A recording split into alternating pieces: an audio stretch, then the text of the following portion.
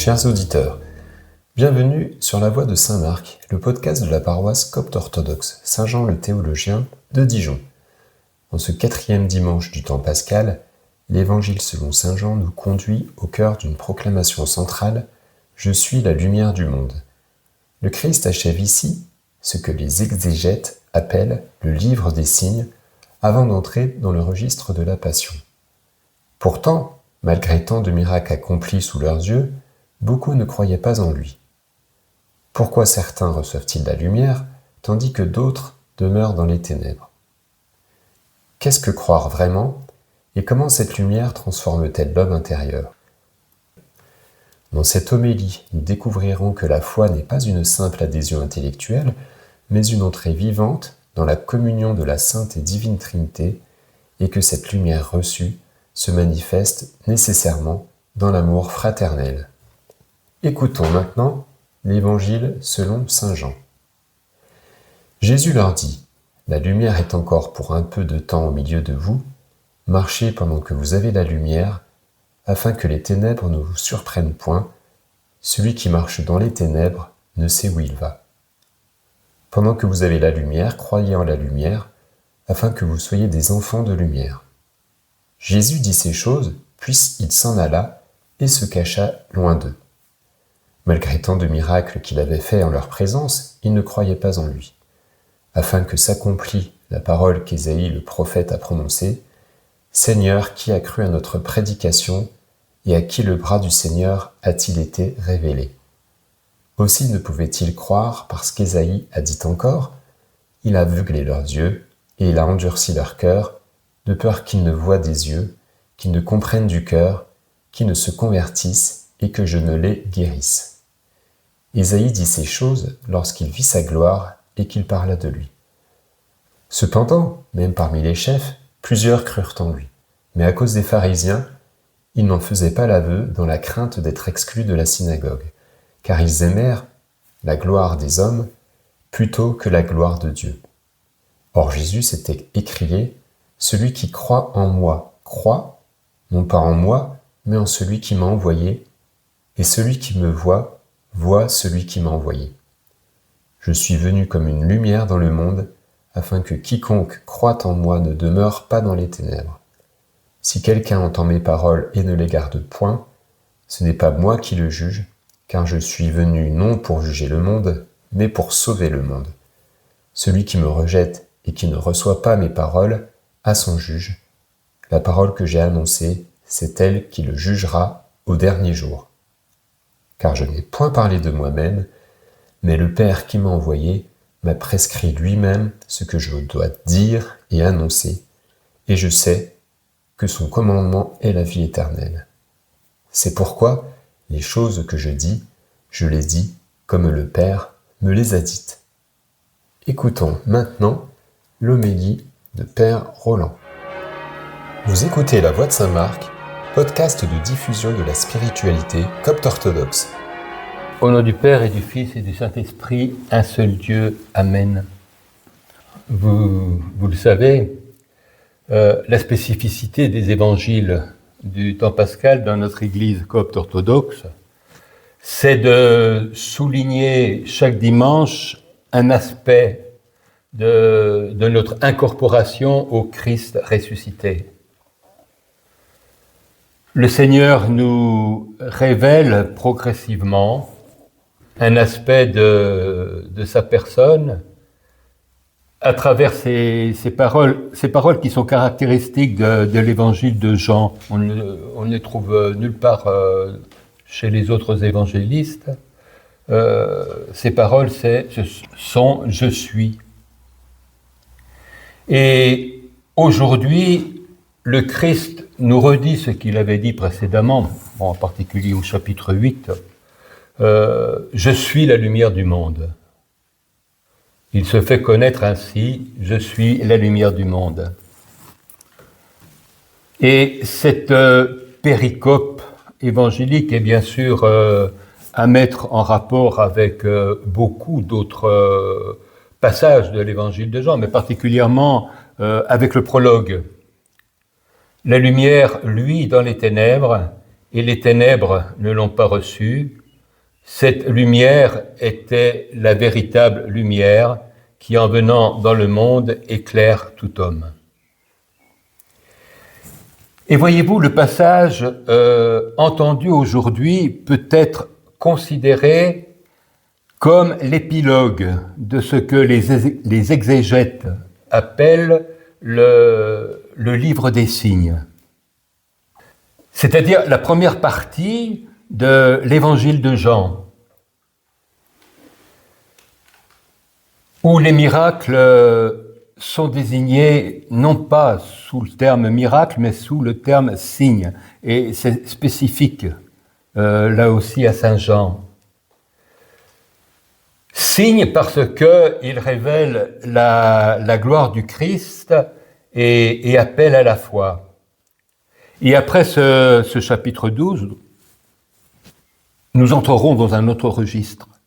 Nous entrerons dans un autre livre, puisque là nous étions dans le livre des signes. Nous entrerons dans un autre livre qui sera celui de la passion, de la croix, de la mort et de la résurrection. Et encore, ce passage suit immédiatement l'entrée triomphale du Christ à Jérusalem et la résurrection de Lazare. Des événements qui avaient plongé beaucoup de personnes dans la stupeur, dans l'admiration et la joie. Et pourtant, malgré ces signes évidents, Saint Jean constate, bien qu'il eût fait tant de miracles devant eux, ils ne croyaient pas en lui. Saint Jean nous montre ainsi que la connaissance véritable de Dieu ne vient pas seulement des signes extérieurs,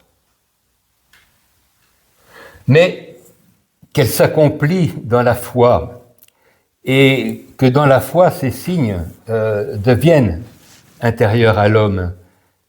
Et c'est parce qu'ils sont mus par la foi et qu'ils sont intérieurs à l'homme que l'homme croit, que l'homme a la foi.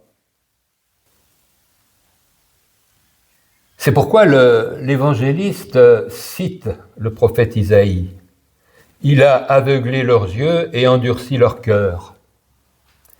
C'est-à-dire que le refus de croire finit par obscurcir l'intelligence spirituelle et par endurcir le cœur.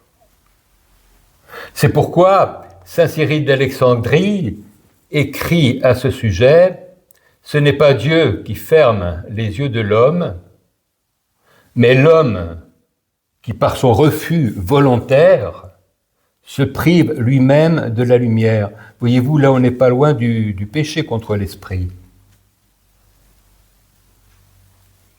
Donc, la foi est le commencement de notre union à Dieu.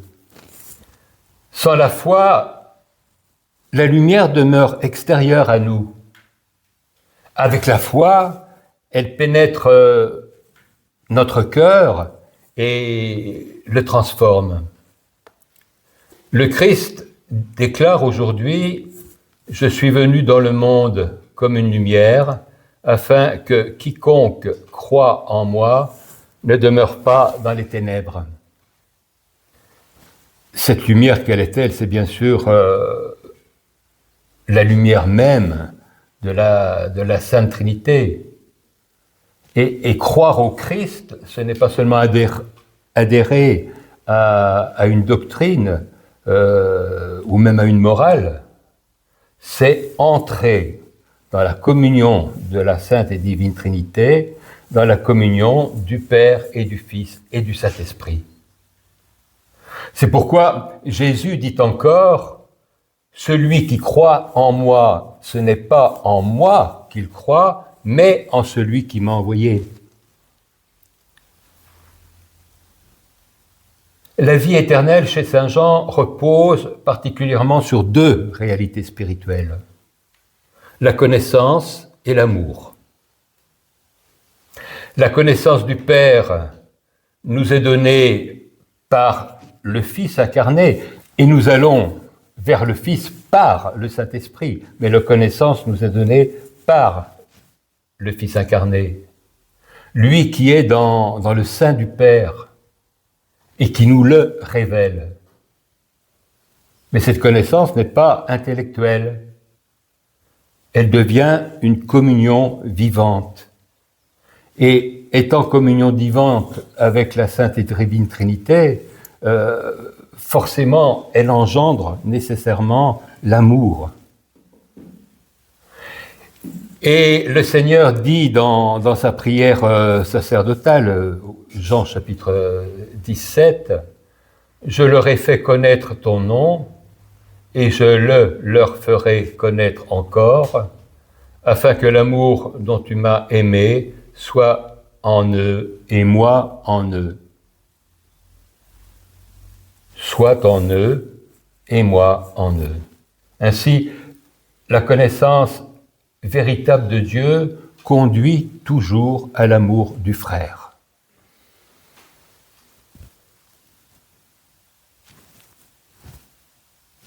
Moi en eux.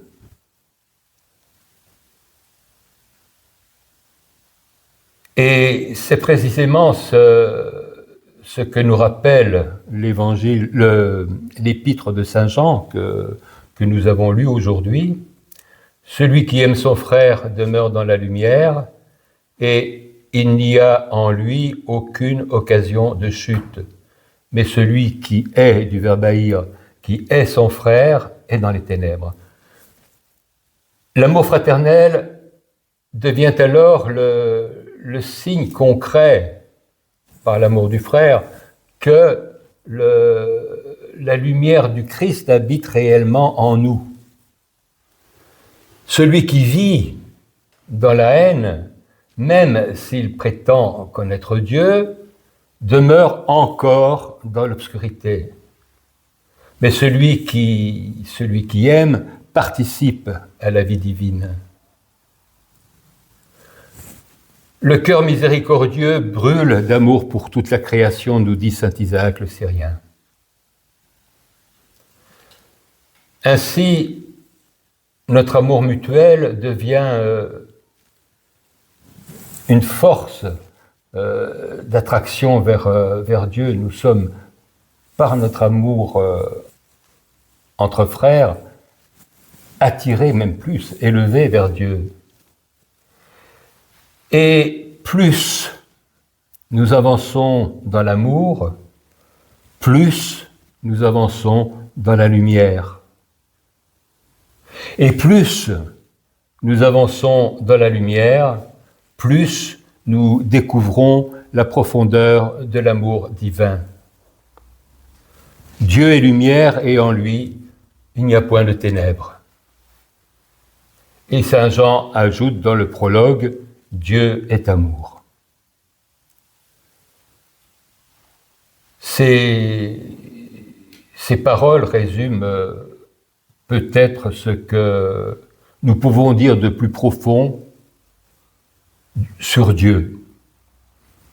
Il est lumière, il est amour. Et aujourd'hui, le Christ nous adresse cet appel: marchez pendant que vous avez la lumière, afin que les ténèbres ne vous surprennent pas.